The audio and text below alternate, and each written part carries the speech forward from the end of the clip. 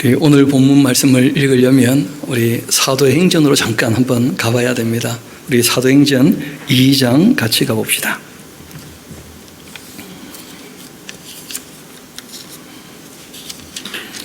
오순절 성령께서 강림하신 후 그 베드로 사도께서 방언으로 그 표적이었죠, 그렇죠?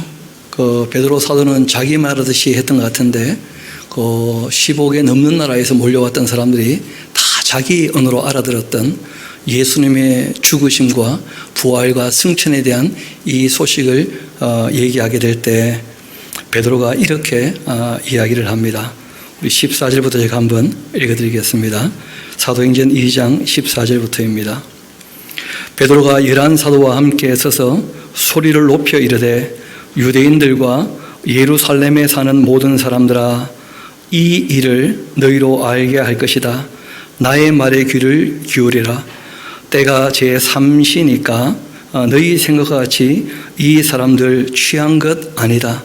이때 3시라고 얘기할 때는 지금 우리 시간으로는 낮 9시입니다. 아침 9시쯤 되죠. 이는 곧 선지자, 지금 우리가 읽었던 본문 말씀이죠.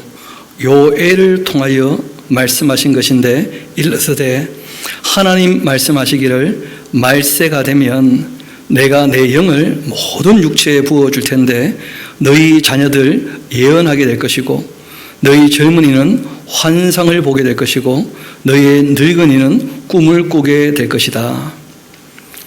그때에 내가 내 영을 나의 남종과 여종들에게 부어 줄 텐데 그들이 예언할 것이다. 또 내가 위로 하늘에서는 기사를 아래로 땅에서는 징조를 베풀리니 곧 피와 불과 연기로다. 주의 크고 그 영화로운 날이 이르기 전 해가 변하여 어두워지고 달이 변하여 피가 될 것이다. 누구든지 주의 이름을 부르는 자 구원을 받으리라 하였느니라. 아멘. 그 베드로 사도께서 이 말씀을 성령 강림하신 날 그 인용을 한 것을 우리가 보게 됩니다. 그런데 성령께서 강림하시고 예수님께서 재림하실 때까지 그 기간은 짧습니까? 아니면 깁니까? 길죠. 그래서 우리가 어떤 이 글을 보게 될 때, 특별히 그 예언의 말씀을 보게 될 때 그 예언의 봉우리가 꽤 많아요. 특별히 이제 이스라엘 회복에 대한 예언들이 꽤 여러 군데 기록되어져 있는데 그 예언의 봉우리들을 우리가 뒤에서 확인하고 검증하고 바르게 알지 못하면 이게 무슨 말인지 알 수 없는 부분들이 꽤 있게 되는 것입니다. 다행히 우리는 이제 요한계시록까지 다 갖고 있으니까 크게 어렵지 않은데 요엘 당시에는 요엘이 본인이 말씀하시면서도 그 무슨 말인지 잘 알지 못하는 거예요. 왜냐하면 미래의 일은 실제로 다 미지일 수밖에 없죠. 확인되지 않은 것이니까요. 그리고 이제 누군가가 다시 중첩해서 두 번, 세 번 얘기를 하면 정말 그렇게 되는 것이구나 하고 되어지겠지만 제일 처음 거기에 대해서 언급을 하게 될 때는 이 앞에 거기에 대한 어떤 예시가 없으니까 이게 대체 무슨 얘기인지, 그렇지만 하나님이 하라고 하시니까 얘기를 안 할 수 없는 그런 입장일 수 있다는 것입니다. 그래서 우리가 오늘 그 미래에 있을 일을 요엘이 얘기했는데 그 내용들을 좀 정리해서 봐야 되지 않겠는가 싶기도 하고, 또 우리가 구약의 예언에 대해서 지금은 두 가지로 정리해 봐야 됩니다. 구약의 예언이었는데 이미 성취가 된 예언들이 있어요. 그러니까 구약의 예언 중에 성취가 된 예언이라면 지금 우리에게는 다 역사가 되어져 있는 거 아니겠습니까? 두 번째는 구약의 예언인데 아직도 성취가 되지 않은 예언이라면 지금도 어떻다는 거예요? 남아있는 예언, 미래의 일이라는 거예요. 그러나 지금도 남아있는 미래의 일이지만 거기에 대하여 하나님께서 어떤 스케줄로 역사를 마무리할지에 대해서는 요한계시록까지 다 말씀하셨습니까? 안 하셨습니까? 말씀하셨죠. 그래서 우리가 확인은 되지 않지만 성경을 가지고, 특별히 신약 성경을 가지고 확인을 할 수 있어요. 그 정도까지는. 그래서 이 구약의 예언을 대할 때 꼭 그 두 가지로 우리가 정리를 꼭 해봐야 됩니다. 이것이 지금 우리 입장에서 성취가 된 것인가, 아직도 우리에게 남아있는 예언인가, 이런 걸 구분 없이 보게 되면 평생 헷갈리는 거예요. 그리고 또 한 가지는 이스라엘 나라의 그 회복에 대한 말씀들이 꽤 여러 군데 나오고 있는데, 이스라엘의 그 회복은 종류가 많아요. 그러니까 이런 종류를 정리를 안 하고 그 회복에 대해서 막연히 생각을 하면 평생 이 말씀에 대해서 정리가 안 됩니다. 왜냐하면 시점, 그 시기가 언제인지를 알 수 없기 때문이죠. 그래서 일부러 좀 정리를 여러분에게 해드리려고 종이를 하나 나누어 드린 것입니다. 잘 아시는 것처럼 북왕국은 이후에 아수르에 무너질 것이고 남왕국은 바벨론에 무너지게 될 겁니다. 회복 이전에 반드시 뭐가 있는 것이죠? 망하는 게 있는 것이죠.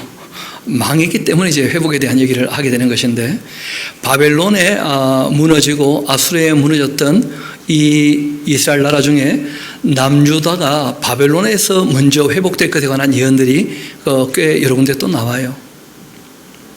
그 다음에는 또 어떤 회복에 대한 얘기가 나오느냐 하면, 여전히 남왕국에 대한 이야기이기는 합니다만은 그 안티오코스 4세 에피파네스에게 성전이 유린당할 때 마카비 혁명으로 말미암아 다시 한번 회복되어지는, 그래서 신약에 보면 수전절이라고 하는 그 회복의 때가 있습니다.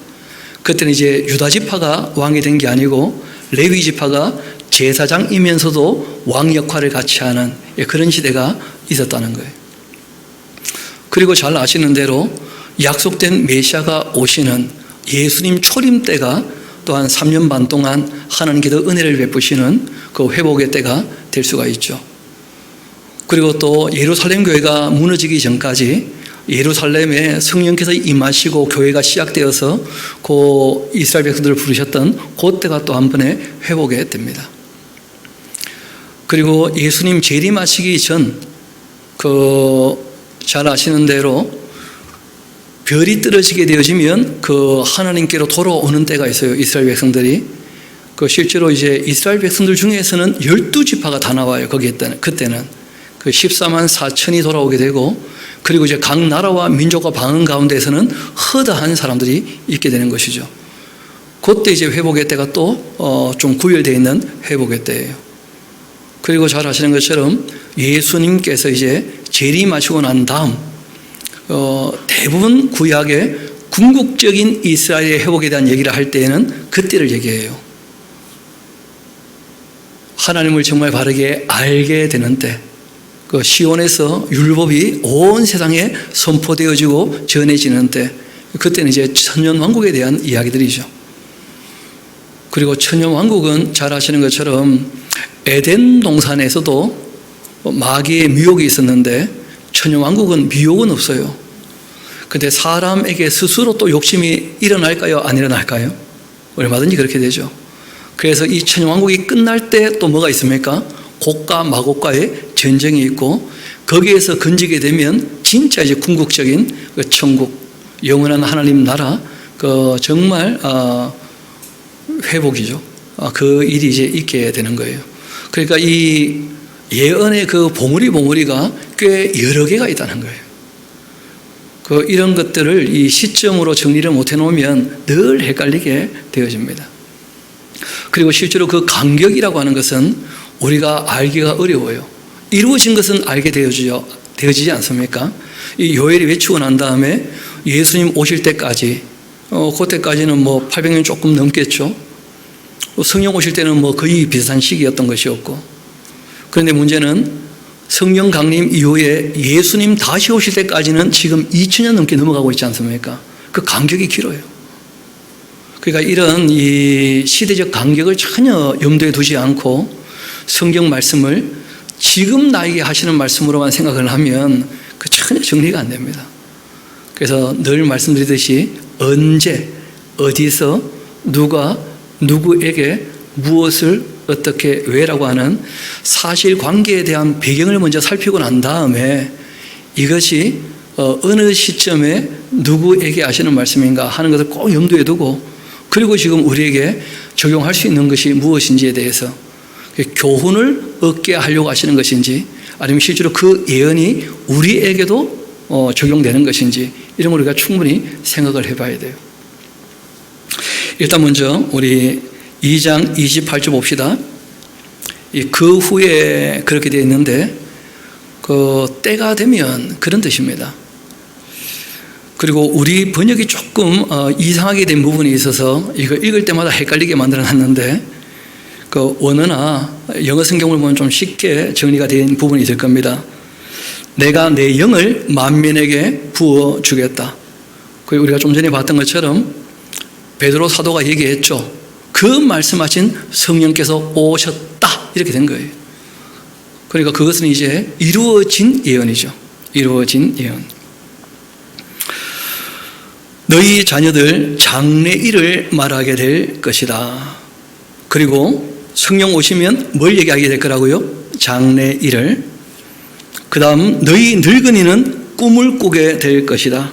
그리고 너희 젊은이는 이상을 보게 될 것이다. 그리고 이걸 그대로 인용을 할 때 그 베드로 사도는 젊은이는 환상을 보게 된다, 그렇게 얘기를 했는데, 그러니까 이상을 볼 것이며 되어 있죠. 거기다가 이상을 본다, 그렇게 딱 적어 놓았어요. 볼 것이다 하고 완전히 그냥 문장이 끝나 있어요. 문장을 딱 끝내야 이 내용이 이해가 됩니다. 이게 시간적으로 이어지는 얘기들이 아니거든요, 전혀. 완전히 별개의 그 예언들이에요. 그러면 제일 먼저 장래일을 말할 것이다 얘기했던 것, 성령께서 오시면 받지 않습니까? 그럼 우리 한번 예수님 말씀을 먼저 들어봅시다. 어디로 가느냐 하면 요한복음 16장 같이 안 가봐요. 요한복음 16장.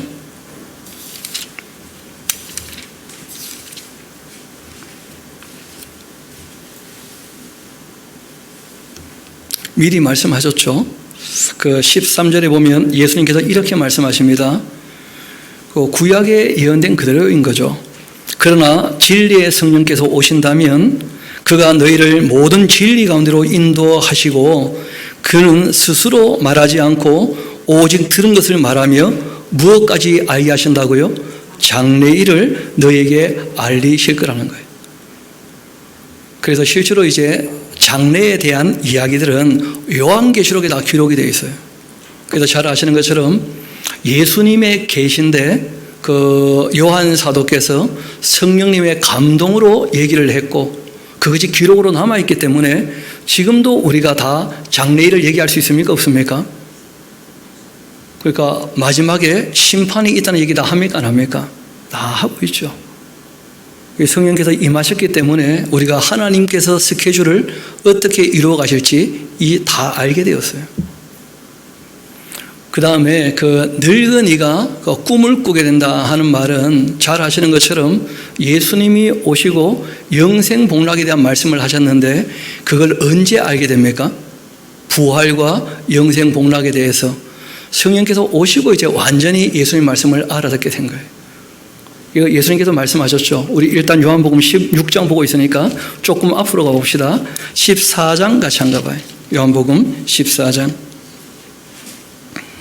15절부터 제가 한번 읽어드리겠습니다. 너희가 나를 사랑하면 나의 계명을 지키게 될 거다. 내가 아버지께 구하겠으니 그가 또 다른 보혜사를 너희에게 주사 영원토록 너희와 함께 있게 하실 것이다. 그는 진리의 영이라. 이 세상은 능히 그를 받지 못하나니 이는 그를 보지도 못하고 알지도 못함이라.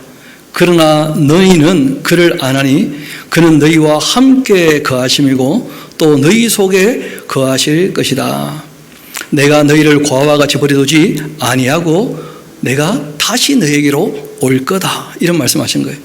예수님 재림하시기 전까지 누가 도우실 겁니까? 성령께서. 그 다음에 조금 내려가 봅시다. 25절부터 한번 봅시다. 내가 아직 너희와 함께 있어 이 말을 너희에게 하고 있는데 보혜사 곧 아버지께서 내 이름으로 보내실 성령 그가 너희에게 모든 것 가르칠 텐데 내가 너희에게 말했던 모든 것을 어떻게 해요? 생각나게 하실 것이다. 그렇게 말씀하신 거예요. 그리고 우리가 사도행전 1장에 기억나시죠? 성령 오시면 뭐가 될 거라고요? 권능받아 너희가 내 증인이 될 것이라 그렇게 말씀하신 거예요. 그래서 성령 강림에 대하여 베드로가 얘기하고 있죠. 예수님이 누군지를 지금 소개하는 이것이 바로 성령께서 오신 확실한 뭐가 된다는 거예요? 증거가 되는 것이다 하고 이제 얘기를 한 거예요. 그 예수님 말씀의 핵심 중에 하나가 회개하라. 뭐가 가까이 왔다는 거예요? 천국이. 그러니까 늙은 분들이 부활과 영생에 대한 꿈을 꾸게 되는 거예요. 그리고 이제 한 개 남은 게 있죠. 젊은이는 환상을 보게 될 것이다. 젊은이는 이상을 보게 될 것이다. 이거는 모든 사람에게 얘기하신 것이 아닙니다. 여러분 그 사도행전을 보면 성령께서 강림하시고 난 다음에 두 사람에게 특별히 환상을 보이셨던 사건이 기록되어 있어요. 하나는 언제였느냐 하면 그 베드로에게 고넬료 가정에서 기억나십니까? 고넬료 가정 가기 전에 굉장히 특별한 사건이었어요. 환상을 보여주시면서 이방인에게도 복음을 전하도록 하신 일이 있었다는 거예요. 그 다음에 또 한 번은 그 바울에게 대륙을 넘어갈 때 그때 기억나시죠? 드로아에 있을 때 마게도냐로 건너와서 우리를 도우라는 뭘 보게 됩니까? 환상을. 그리고 또 이분이 어떤 환상을 보게 되느냐 하면 고린도에 내 백성이 많다. 그러니까 너가 두려워하지 말고 전하라. 특별한 환상을 몇 번 봤다는 거예요. 그래서 그런 일들은 이미 다 기록되어 있고 사도들에게서 이루어졌습니다. 그리고 심지어 바울은 그 진리를 전할 때 사도임으로써 진리가 진리인 것을 확증하기 위한 자기 확신도 굉장히 중요하거든요. 그래서 그러셨는지 실제로 환상 가운데 3000층이라 그러죠. 그렇죠? 하늘 위에 하늘로 불러 올리셔가지고 정말 이루 말로 할 수 없는 것을 보고 온 적이 있었다고 간증하고 있어요. 문제는 나도 보겠다 그러면 안 됩니다. 그 이유가 있어요. 우리 한번 그 고린도후서 12장 같이 가봅시다. 고린도후서 12장 같이 가봅시다.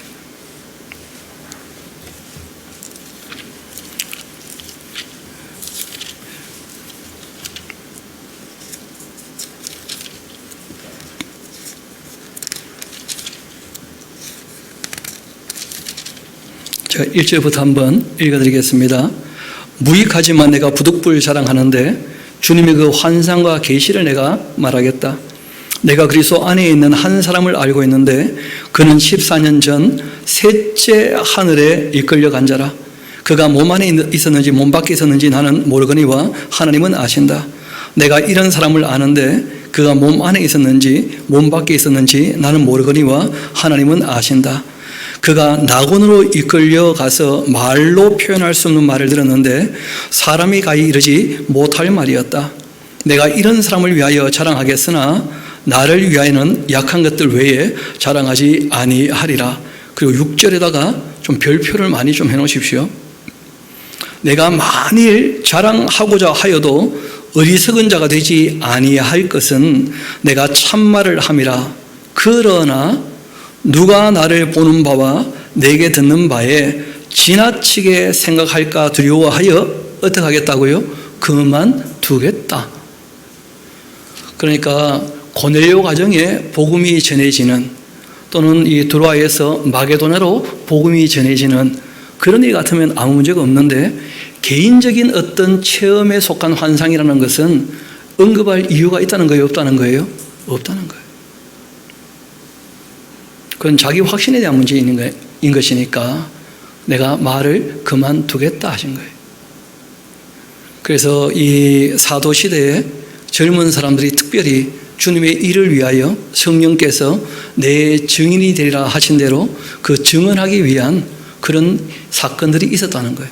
그럼 명확히 그 봤던 환상에 대한 내용들이 나오죠. 그러니까 이런 것도 다 무엇입니까? 이루어진 사건이에요. 그러면 우리는 이루어진 사건에 대해서는 또 증언할 수 있습니까? 없습니까? 이루어진 사건이 이런 일이 있었다고 우리가 얘기할 수 있어요? 없어요? 그거 얼마든지 얘기할 수 있죠. 그래서 우리가 성령께서 함께 하시면 지금도 우리가 증인된 삶을 사는 거예요. 하나님 말씀이 이러하시다. 얼마든지 우리가 증언할 수가 있는 것이죠. 다시 본문으로 돌아옵시다. 28절, 그러면 정리가 되겠죠? 그 후에 내가 내 영을 만민에게 할 때 이 만민은 모든 육체입니다. 이때 모든 육체는 그 이방인도 포함되는 것이죠. 하나님 택한 백성들 얘기하는 거예요. 그래서 사도행전에 보면 그 성령께서 임하시는 사람은 전제가 있습니다. 회개하고 죄 사함을 받게 되면 그에게 누가 임하시는 거예요? 성령께서 임하시는 거죠.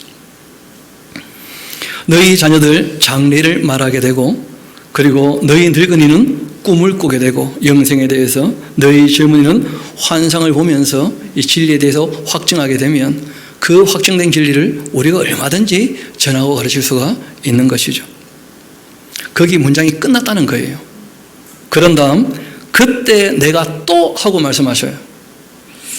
나의 영을 남종과 여종에게. 한번 물어봅시다. 요엘이 하나님의 종이라고 표현할 때에는 이방인이겠습니까? 이스라엘 백성이겠습니까? 요엘이 얘기할 때는 그 이스라엘 백성으로 봐야 돼요. 그래서 우리가 잘 아는 것처럼 이방인들을 먼저 충만하게 부르고 난 다음에 다시 누구를 부릅니까? 이스라엘 백성들을. 그래서 스가랴서를 보게 되어지면 레위인들과 그의 아내들, 예수님을 알아보고 울 때가 온다고 예언되어져 있어요. 우리 한번 스가랴서 같이 가봅시다. 12장 같이 가봅시다.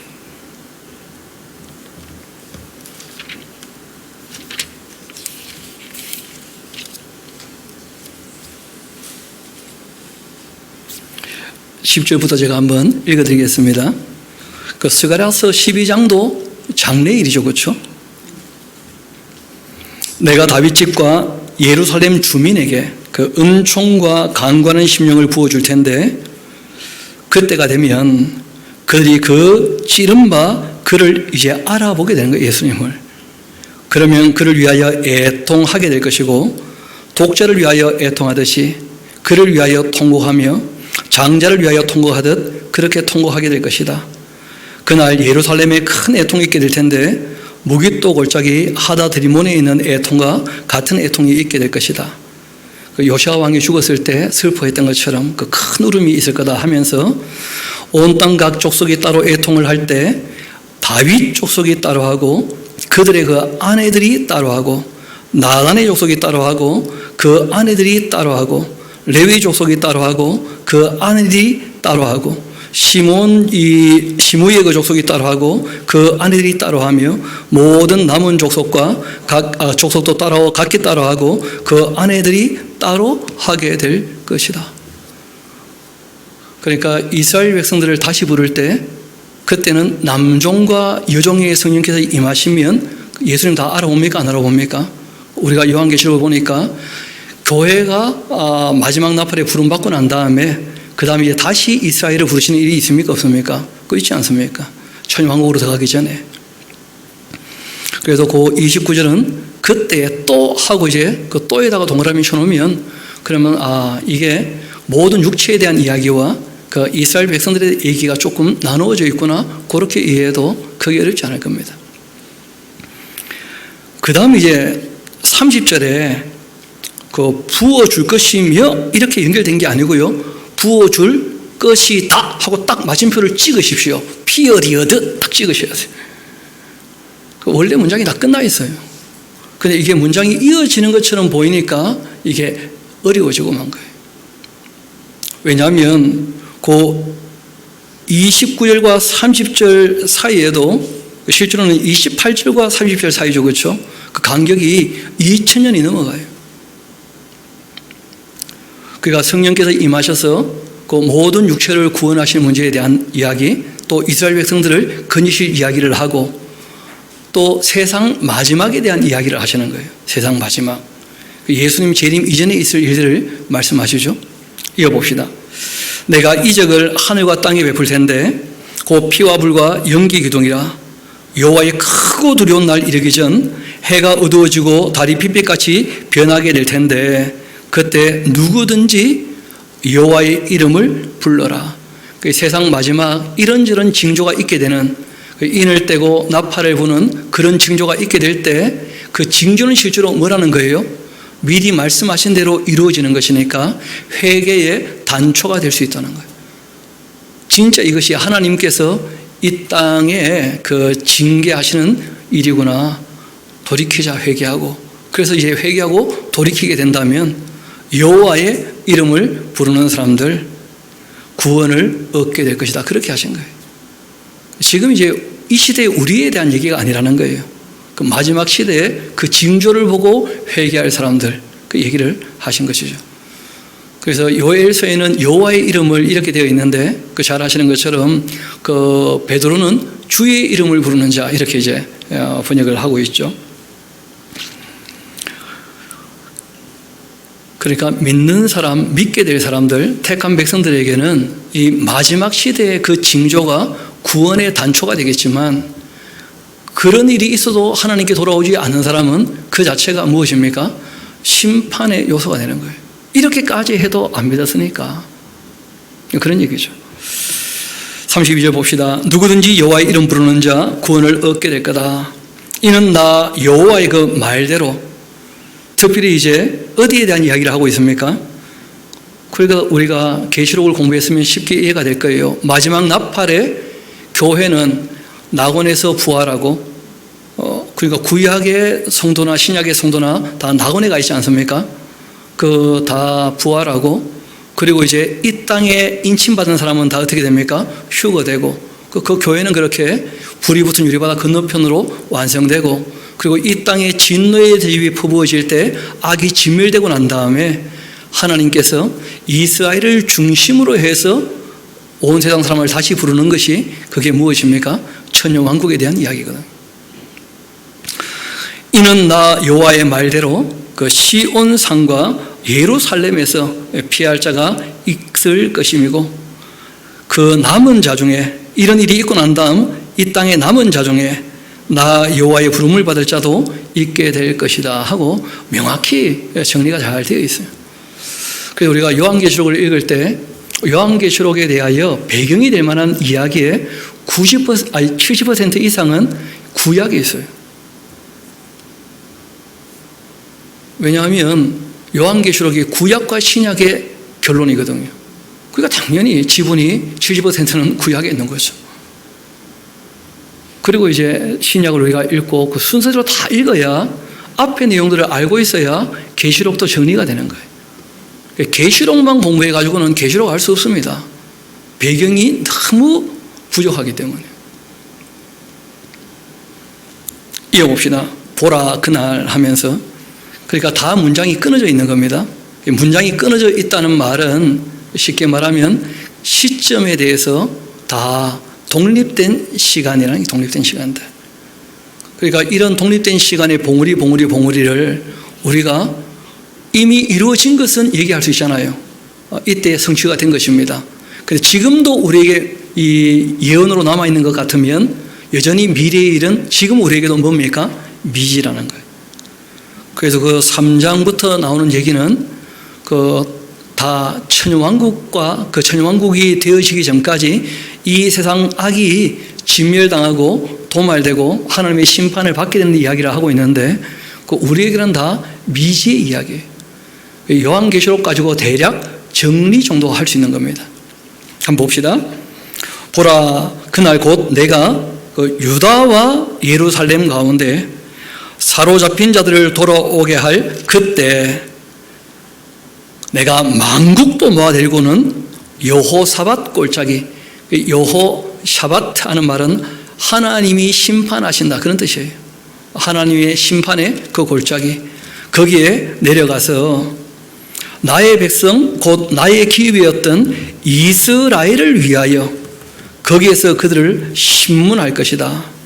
이는 그들이 이스라엘을 나라들 가운데서 흩어버리기도 했고 나의 땅을 나누었었기 때문에 하나님의 이 특별한 제사장 나라로 불렀던 이스라엘 백성들, 그 괴롭혔던 나라들 하나님께서 그 악을 행했던 대로 내버려두지 않는다, 그 말씀하시는 거죠. 또 제비 뽑아 나의 백성을 끌고 가서 소년을 기생과 바꾸고 또 소년을 술과 바꾸어 마신 그런 악행을 했던 그 모든 나라들 반드시 대가를 지불하게 될 거다.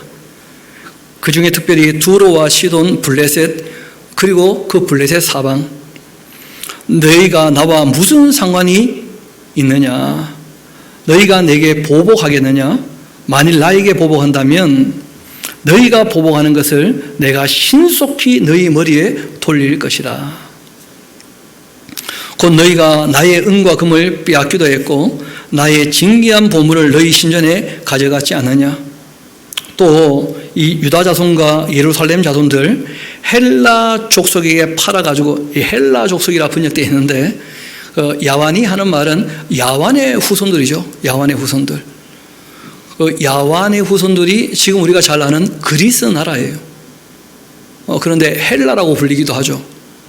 여러분, 우리가 조금만 생각해 보면 우리는 스스로 대한민국 하지 않습니까? 그렇죠?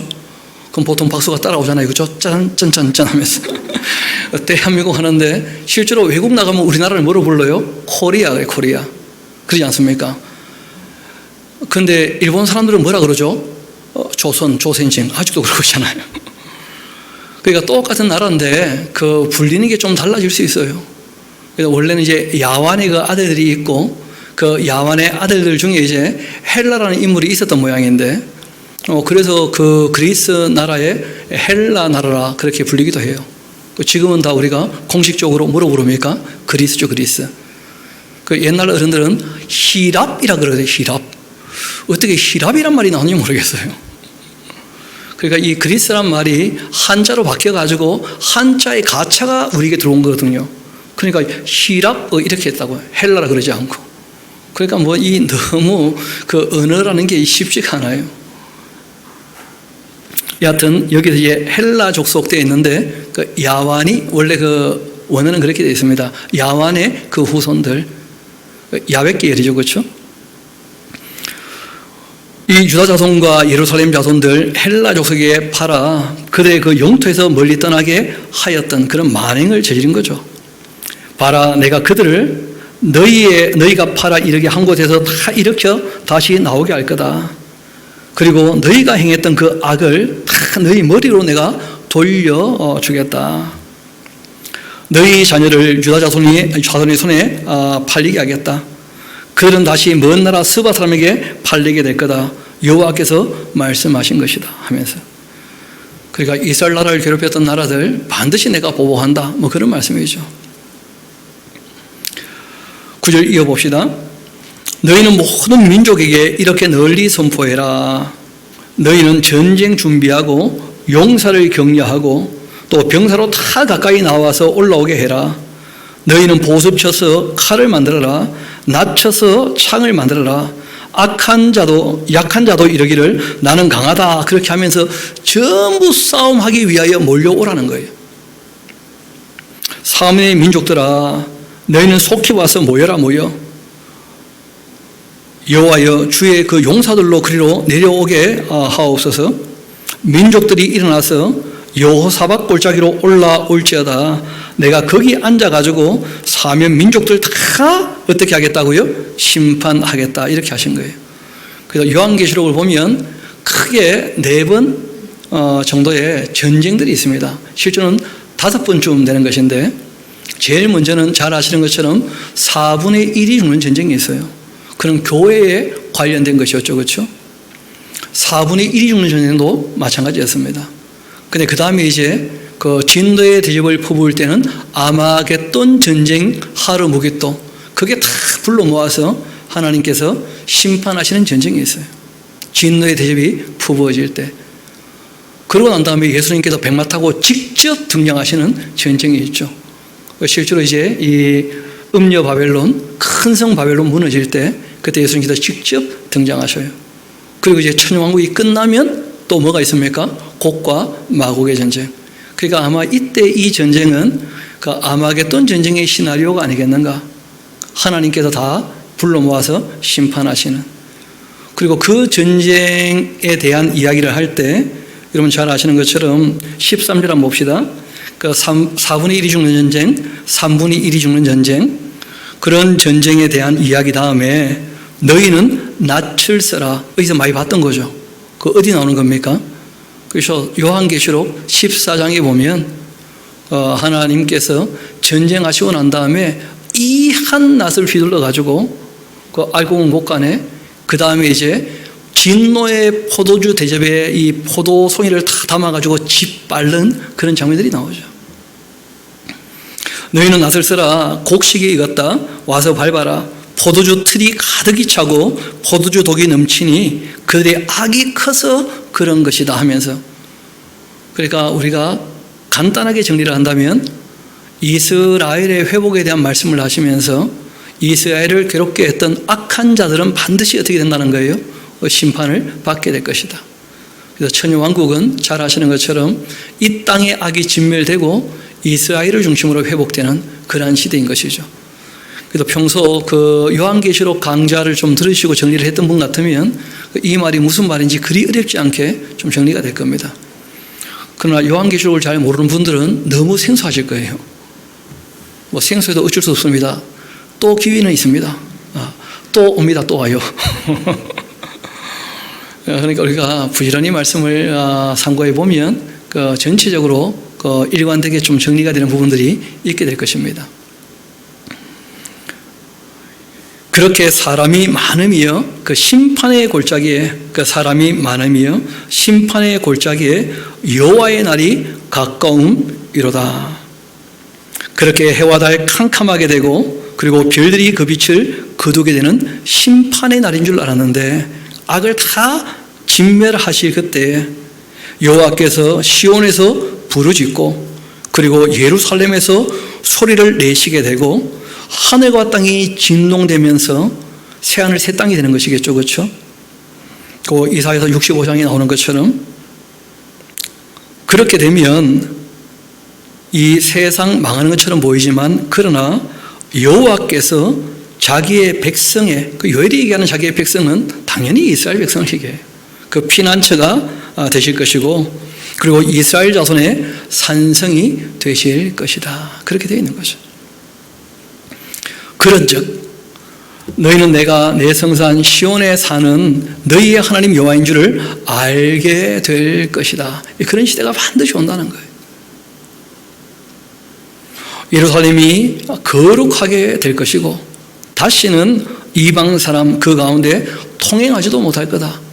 왜냐하면 잘 아시는 것처럼 그 인을 떼고 나팔 불고 진노의 뒤에 퍼부어지고 난 다음에 이 땅의 악이 다 진멸되고 그리고 육류표를 받지 않고 천유왕국에 들어가는 사람이라면 이스라엘 백성 이외에 다른 모든 민족도 하나님을 알아보겠습니까? 못 알아보겠습니까? 재림하신 예수님을. 그 재림하신 예수님이 통치하실 텐데요. 그러니까 전부 다 마음의 할례가 있습니까? 없습니까? 그렇게 시작되는 거예요. 천유왕국은. 그게 더 이상 이방인이 없는 거죠. 그때는. 그 다음 태어난 애들은 또 몰라요. 자녀 양육은 아무도 장담 못하니까. 그 다음 태어난 애들은 또다시 한번 검증을 거쳐야 되겠지만 천년 지나서. 그러나 천유왕국에 처음 도입될 때는 더 이상 하나님을 부정하고는 안 되는 거 아니겠어요? 여호와의 이름을 부르는 자는 누구든지 구원을 받게 되는 것이니까요. 그래서 더 이상 이방인이 없는 거예요. 그때는. 천유왕국이 시작될 때는. 좀 더 이어봅시다. 그날이 되면 산들이 단 포도주를 떨어뜨리게 되고 작은 산들도 젖을 흘리게 될 것이다. 유다의 모든 이 시내가 물을 흘리게 될 것이고 또 여호와의 성전에서 샘이 흘러나오는데 어디까지 흘러갈 거냐? 시딤 골짜기에 되게 될 거다. 여러분 그 시딤 골짜기에 뭐가 있느냐 하면 사해 바다가 있어요. 우리 한번 그 드렸던 거 한번 보면 그 시딤 골짜기에 대해서 몇 구절 좀 찾아 적은 것이 있는데 창세기 14장에 시딤 골짜기 곧 지금의 뭐라고 되어 있습니까? 염해. 그런데 놀랍게도 에스겔서에도 스가랴서에도 이스라엘의 회복을 얘기할 때 그때 생수가 예루살렘에서 흘러내려가서 사해바다 이 염해를 되살리는 것을 그 이스라엘의 회복 천유왕국의 모습으로 다 그리고 있어요. 그래서 이 요엘서 3장 18절도 그 같은 시기에 대한 이야기로 이해하는 것이 너무나 당연하겠죠. 이어봅시다. 그렇게 여호와의 성전에서 샘이 흘러나와 십딩 골짜기에 되게 될 것이다. 스가랴서 14장 한번 읽어드릴까요? 8절에 그날 생수가 이 예루살렘에서 솟아나 절반은 동쪽으로, 동해가 바로 이 지금 말씀드렸던 사해죠. 그리고 절반은 또 서해로, 서해는 지중해죠. 여름에도 겨울에도 그렇게 될 거다. 또 하나님이 꿈꿨던 그 성전에 대한 이야기를 할 때에도 실제로 그 성전에서 샘이 흘러나와서 이 아라바로 내려가 바다에, 아라바로 내려가서 흘러갈 수 있는 바다가 바로 염해예요. 사해바다. 그래서 하나님께서 이스라엘 회복을 얘기할 때는 소돔과 고모라가 멸망하면서 그게 사해가 되고 말았는데 그 사해의 회복에 대한 말씀을 하고 계시는 거죠. 그래서 그런 일들은 다 앞으로 있을 거라고 저는 믿습니다. 뭐 하나님이 하시겠다는데 뭐 나는 못 믿습니다. 믿지 마세요 그러면. 하나님 하실 일은 말씀하신 대로 다 이루어져요. 중요한 것은 그렇기 때문에 너희들이 지금 어떻게 해야 되겠느냐 하신 말씀에 우리가 귀를 기울여야 되는 거예요. 그렇기 때문에. 이어봅시다. 그러나 애굽은 황무지가 되고 그리고 에돔은 황무한 들이 될 거다. 이는 그들이 유다 자손에게 포악을 행하여 무지한 피를 그 땅에 흘렸기 때문이다. 반면 유다는 영원히 있을 거고 예루살렘은 대대에 있게 될 것이다. 내가 전에는 그들이 그 피 흘림 당한 것 갚아주지 않았겠지만 그러나 이제는 갚아주리니 이는 여호와께서 시온에 거하심이니라. 하나님께서 통치하시는 그러한 시대가 이 땅에 있게 되는데 이스라엘을 중심으로 있게 된다 하는 것은 교회와 상관 있는 얘기는 아니라는 거예요.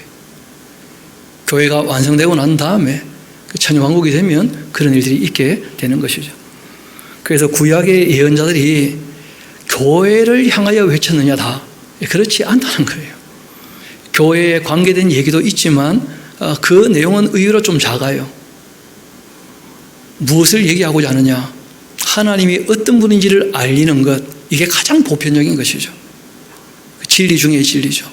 또 그 하나님께서 사람들에게 무엇을 원하시는지를 알려주시는 거예요. 무엇을 싫어하시는지를. 그리고 무엇보다 하나님께서 이스라엘 백성들로 말미암아 마음 아파하실 때 한번 생각해 보라는 거예요. 지금 우리도 주님의 뜻을 벗어기고 있다면 하나님 기분 좋아하시겠습니까? 하나님 감정 갖고 계시는데 그걸 생각을 해보라는 거예요. 하나님 어떠신지를 좀 알기를 원한다는 거예요. 이 예언자들의 음성을 통해서. 그리고 하나님께서 앞으로 하실 일들을 우리가 쭉 보면서 신약을 볼 때 미혹되지 않으려면 교회에 하신 말씀하고 또 이스라엘 백성들에게 하신 말씀하고 구분을 잘 해야 됩니까? 안 해야 됩니까? 당연히 구분을 해야 우리가 미래가 바르게 보이는 거예요.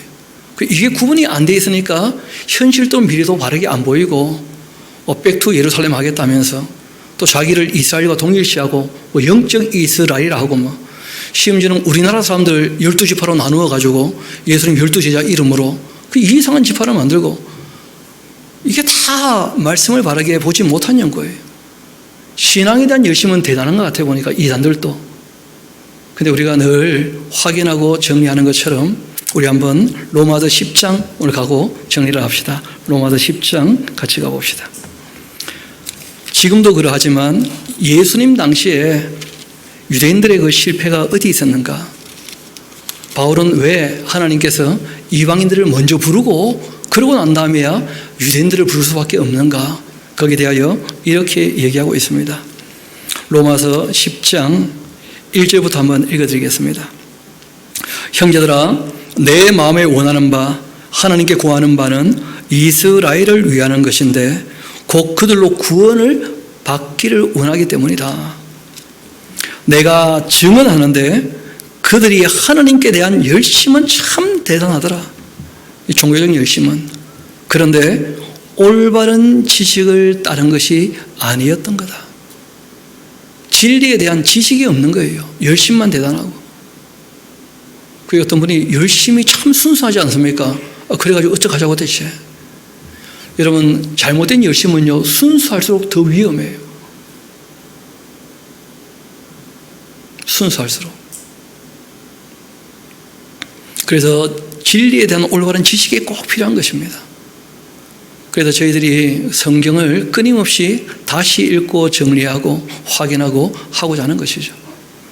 그래서 성경이 부탁하신 게 있지 않습니까? 읽어라. 그리고 반드시 가르쳐라. 그리고 그 교훈을 얻은 대로 살아가야 한다. 그리고 우리에게 말씀을 하신 거예요. 좀 더 봅시다. 결국은 올바른 지식을 따르지 않으니까 그 종교성이 뭐가 되고 말았느냐? 하나님의 의를 모르고서 자기 의를 내세우게 되었다는 거예요. 그래서 이 굳어져 있는 종교인들만큼 괴악한 사람이 없어요. 대화가 안 되는 사람들 의외로 많습니다. 자기 의로 굳어져 있어서 하나님이 주신 자유도 없고 하나님이 주신 은혜도 누리지 못하고 그 크신 사랑을 깨닫지도 못하고 사랑하지도 못하고 얼마든지 그럴 수 있다는 거예요. 예수님은 오죽하면 뭐라고 하셨느냐 하면 귀머거리 독사 같다.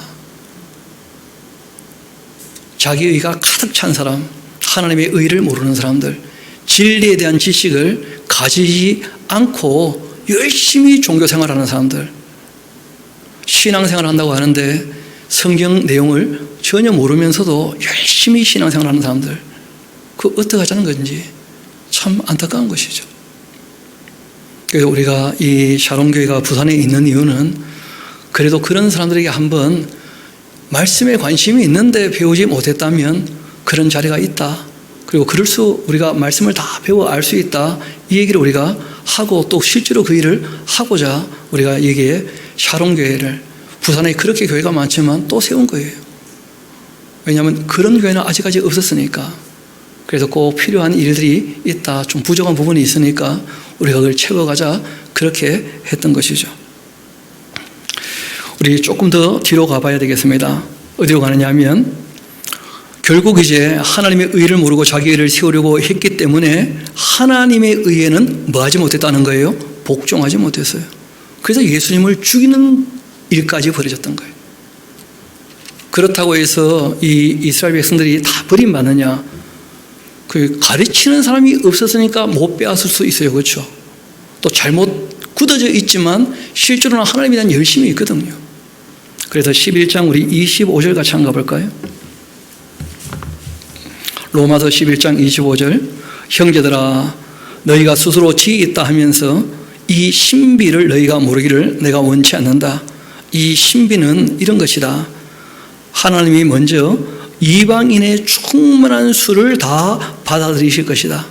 그러고 난 다음에 이스라엘에 들어는 우둔한 자가 되어 있다가 결국은 다 이스라엘이 구원을 받게 할 것이다 하고 말씀하신 거예요. 그래서 교회의 구원과 이스라엘 백성들의 그 회복에 대해서는 그 구약도 신약도 늘 나누어 말씀하고 있다는 것을 꼭 기억하시고 우리가 누구에게 하시는 말씀인지와 또 언제에 대한 이야기인지 그런 걸 잘 구분해서 사실 파악을 하고 우리가 말씀을 적용하는 것이 합당하리라 믿습니다. 말씀을 정리하도록 하겠습니다. 오늘 우리가 미래에 있을 일들을 쭉 봤는데 미래에 있을 일 중에 이미 이루어진 일들, 그러니까 예언은 때가 되면 유스가 됩니다. 유스가 된 것은 시간이 지나면 역사로 남게 되어져요. 그래서 성경의 예언들이 지금 우리에게 역사가 되었는지 아니면 아직도 예언으로 남아있는지 그런 정도로 우리가 구분을 하면서 하나님께서 심판에 대한 얘기를 끊임없이 하신다는 것을 꼭 기억하시고 구원자이신 하나님께서 심판주가 되신다는 것을 꼭 기억하시고 주님 은혜 가운데 머무는 저와 여러분 되기를 소망합니다. 우리 함께 기도하도록 하시겠습니다.